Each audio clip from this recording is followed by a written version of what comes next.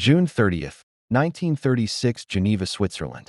Haile Selassie stands inside the League of Nations hall, his face drawn from months of exile, and where he adjusts the paper in his hands. Outside flags hang motionless, and inside the great powers wait, impatiently unaware that this moment will echo far beyond Ethiopia. Only weeks earlier, Selassie had been in Addis Ababa, walking through courtyards, scarred by bombs, listening to reports of mustard gas falling on villages, watching his army bleed against Italian tanks and aircraft.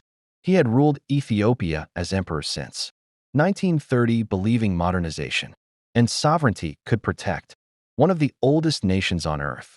Now he is in exile, forced to choose between dying with his soldiers or speaking for them.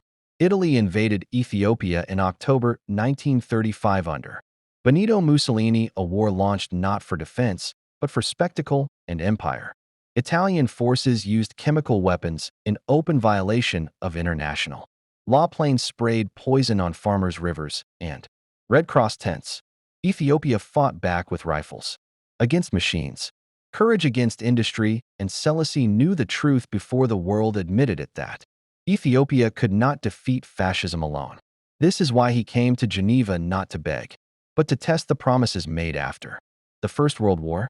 The League of Nations had been built on a simple idea that aggression would be answered collectively, that the age of conquest was over. Selassie believed if those words meant anything, they must mean something now.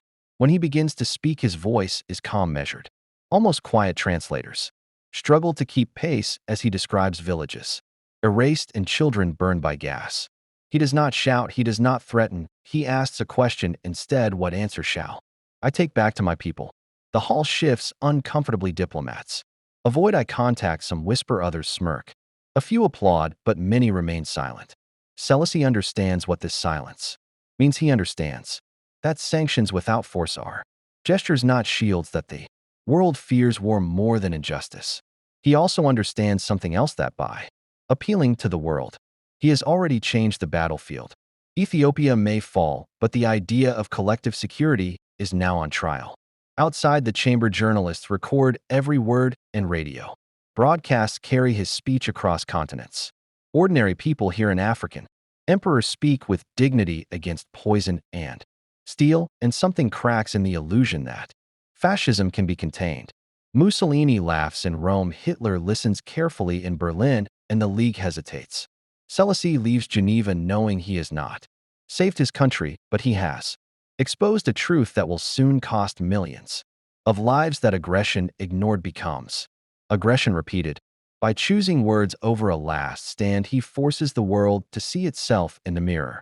As he steps into the rain, he does not look defeated, he looks resolved, because history will remember not that Ethiopia fought alone, but that it warned everyone else what was coming.